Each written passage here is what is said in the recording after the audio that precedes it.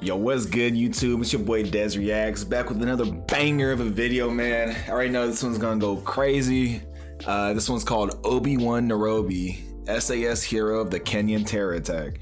Now, if you guys remember, like 8 months ago, 10 months ago, something like that, I reacted to the Nairobi who smoked those insurgents or whatever. Great video, man. It's one of my favorites I've done. This dude is a real life badass, right? Like, he's one of the best SAS dogs, right? So this is gonna be another version of that, right? So we get one narrative. Let's check out this dude's narrative of it. It's gonna be pretty sweet. If you guys like my content, man, please smash that like button, hit the subscribe button if you haven't already, and let me know in the comments your thoughts and feelings on this. If you guys would like to request a video for me to react to, go ahead and follow my Instagram and Twitter. The links of those are in the description. And also, if you guys would like to support the channel, links in the description. You guys can buy me a coffee.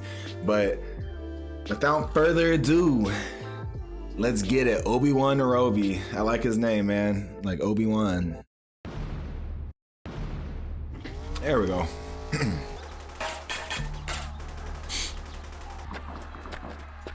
Christian. I like these little animated versions, man. They're fun. Craighead, Obi-Wan Nairobi. It was a warm, sunny Tuesday afternoon, and everywhere people are window shopping and exploring the grounds of the Dstoudie 2 luxury hotel complex. Located at 14 Riverside Drive, the hotel was at the center of many expensive stores and international office buildings.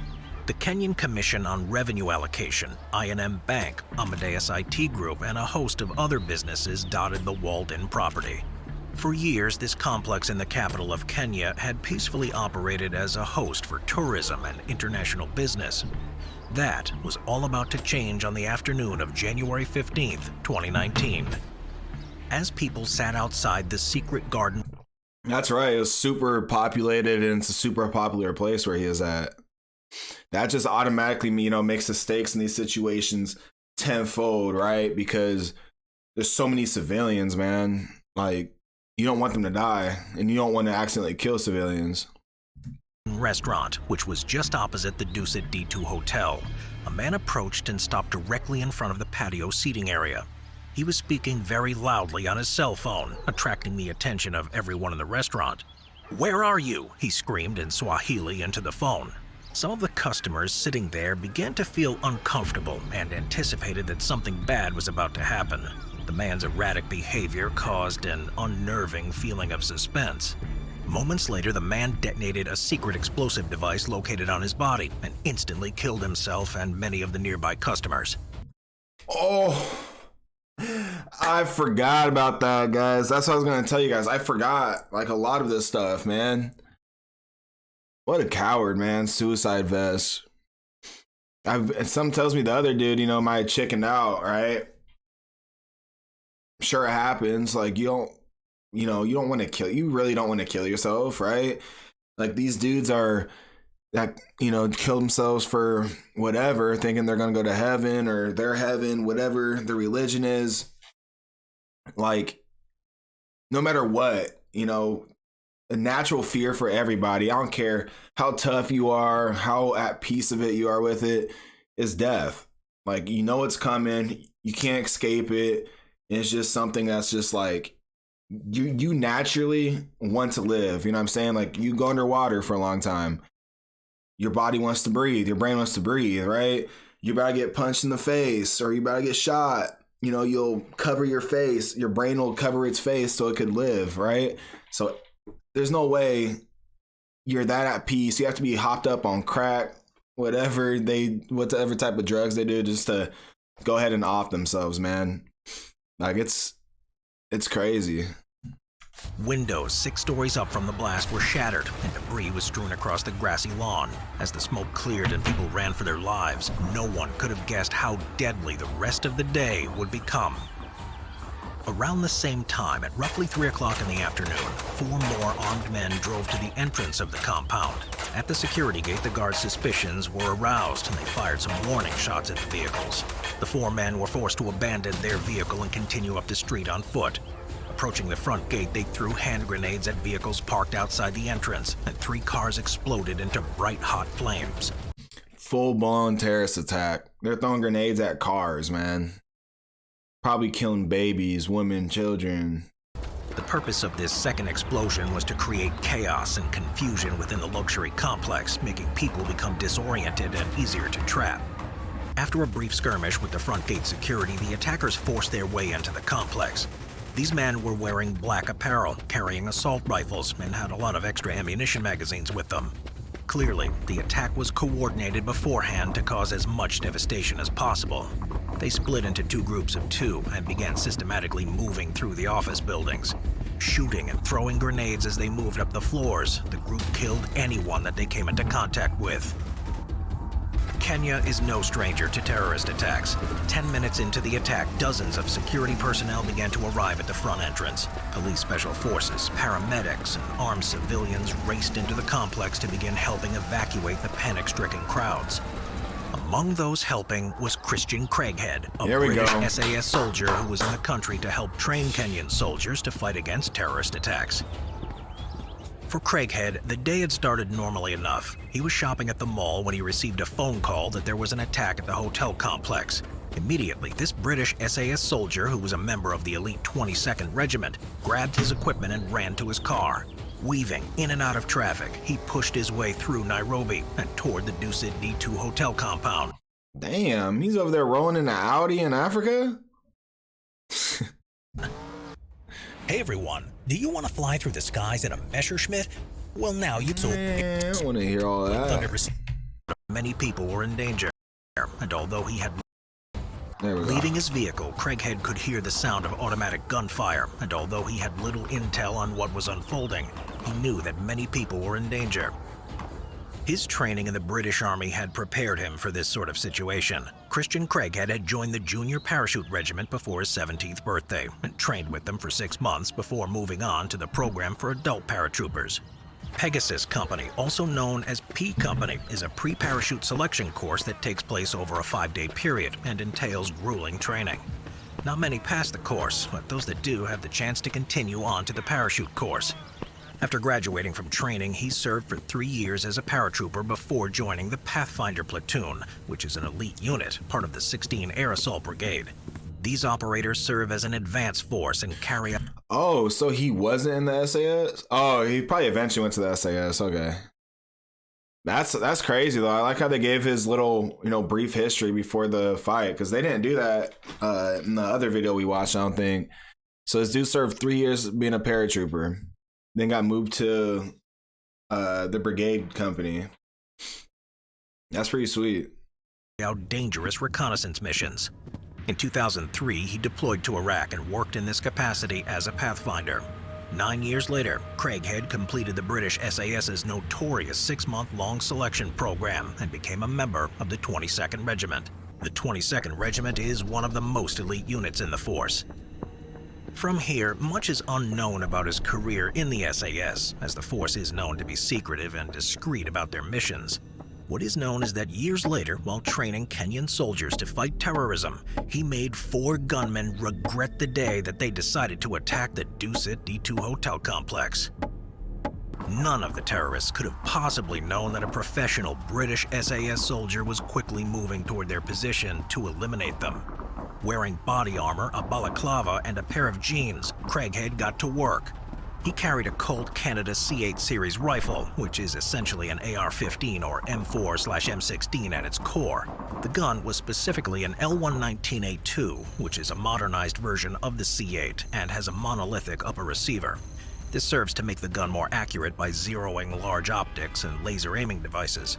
Also featured on the gun was the SIG Romeo 4T optic, which is a premium red dot optic, and a Surefire FA556A suppressor. So long story short,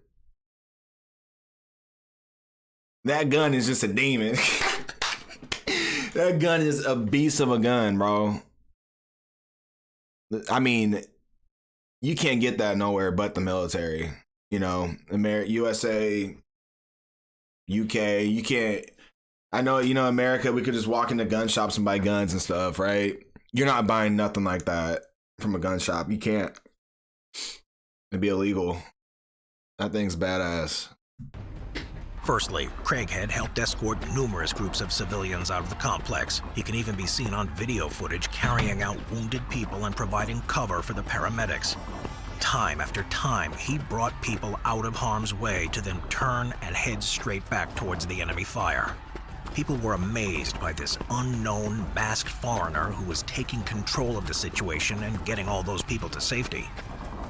Next, as Kenyan soldiers and police established a perimeter around the compound, he embedded himself within a group of soldiers and started to work, moving through the buildings.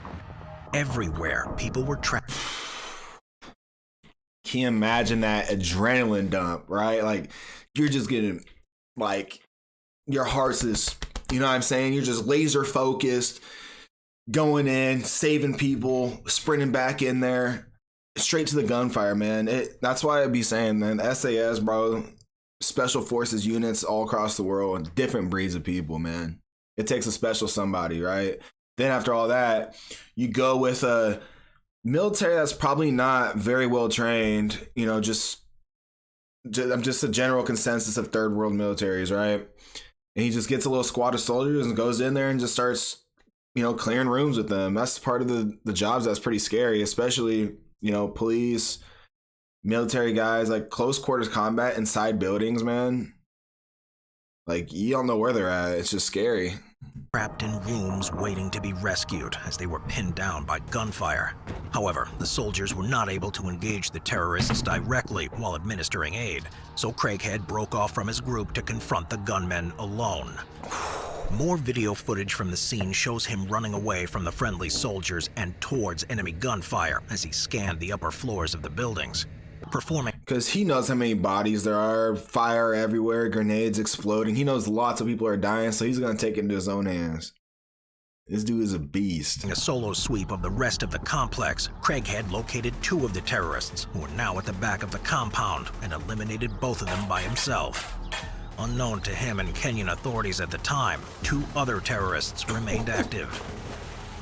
As the evacuation process continued throughout the day, Craighead continued to help coordinate medical aid and clear floors of the public.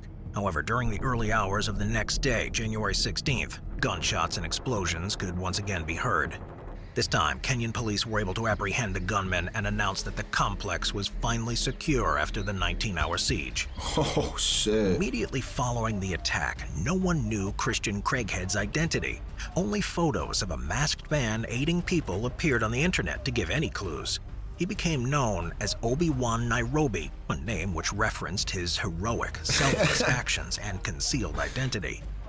That's such a cool nickname, man. Obi-Wan Nairobi. That just means you're a hero. That's funny. A Black Rifle Coffee Company Blackbeard patch on his backpack was the only clue to his identity. Only after he made an appearance on the company's podcast was he finally identified as Christian Craighead. He received the Conspicuous Gallantry Cross for his actions that day and retired from the SAS a year later and wrote a book about his experiences in Kenya. So, do you think he should have got the Victoria's Cross? Or you think he didn't do enough to get it? I 100% think he probably should have got it. Unless they can only give those out in a, you know, conventional war that they're in, you know, or like Iraq, Afghanistan stuff. Maybe they didn't want to show that they're like involved in Kenya like that. I don't know. Let me know in the comments. Including the infamous incident.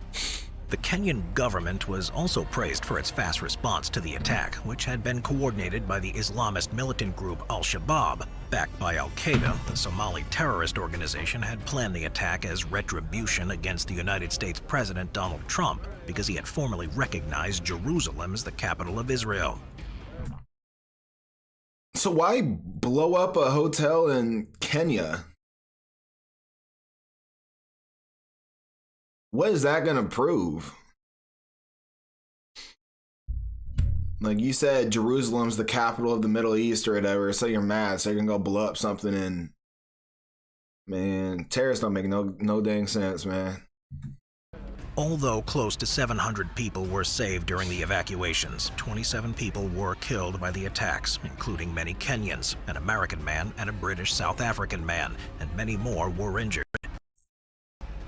While the response of the Kenyan police and army personnel is worth applauding, it was the actions of a lone British SAS operator who helped save the day.